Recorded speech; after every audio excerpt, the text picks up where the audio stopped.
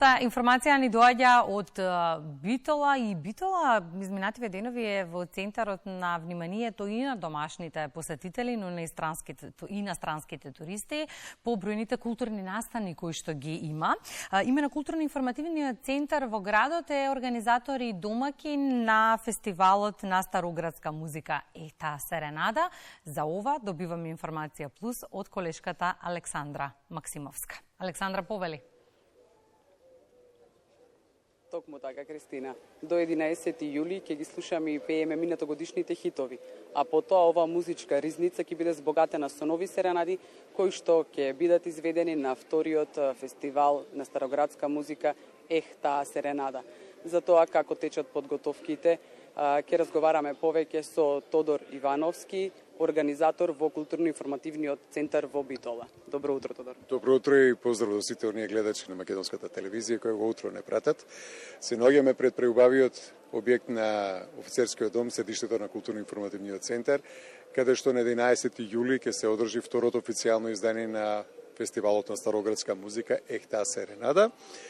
И ние сме возбудени, подготовките се интензивни, последните технички детали, сместување, логистика и така натаму, се е во духот нормални промоција, се е во духот на второто издание, нели?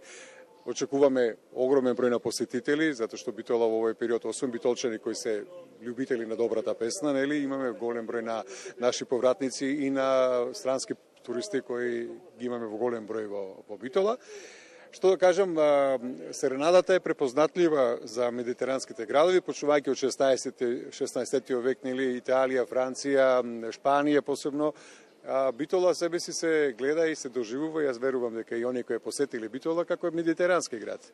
Вела дека Битола нема море, меѓутоа ние живееме како да имаме море и тој дух на широк сокак, особено што секогаш Битола била опеена по љубовите, значи по непознати љубовни песни.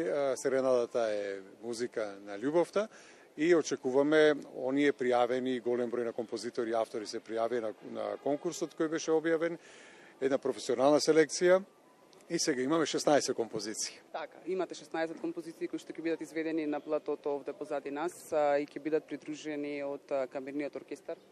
Токму така, овој фестивал е автентичен затоа што се наоѓа на автентична локација, имаме автентичен музички стил, имаме авторска музика и продукција, што е многу важна за Македонија и за нашите прилики, затоа што треба да ја збогатуваме авторската продукција и што повеќе да имаме македонска музика, за да јакнеме таа наша култура изведувачка и да се пее македонски.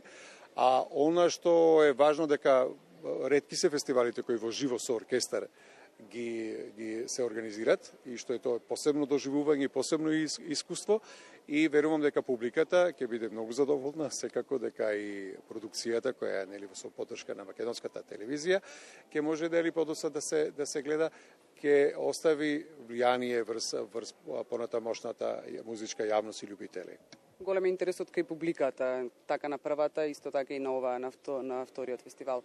Каков беше интересот на конкурсот за изведувачи? Имаше голем број пријавени и како се вршеше селекцијата на избор? Да, значи вообичаено авторите мислам дека едва чекаат композиторите да се појави конкурс и затоа велам дека многу е важно да имаме конкурси каде што домашните автори ќе можат да се пријават и да бидат мотивирани, нели, да се изведуваат нивните композиции, да бидат наградени и да се слушат после тоа.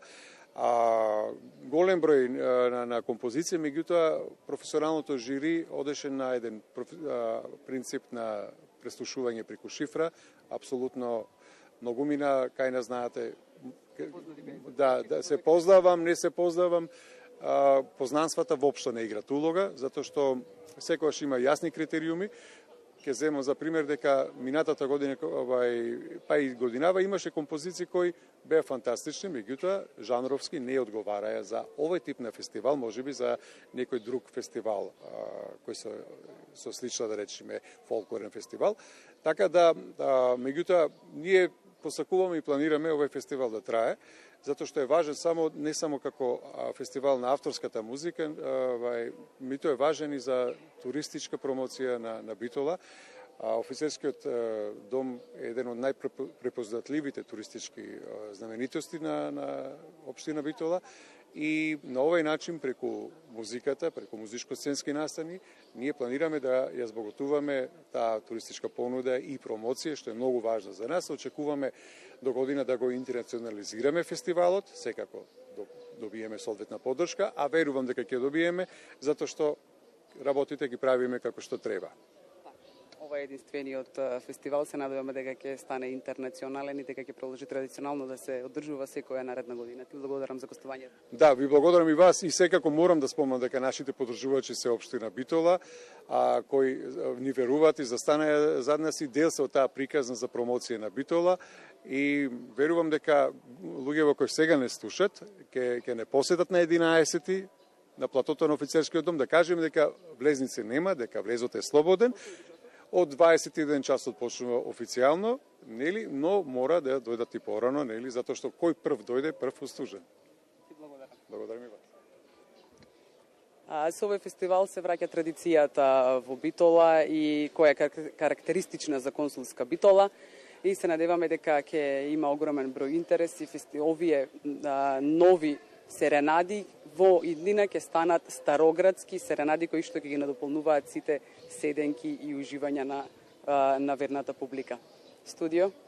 Одличен културен настан, верувам дека ќе има Александра интерес, како впрочем и за секој културен настан кој што изминативе денови се организира во Битола. Благодарам за второто линковско вклучување.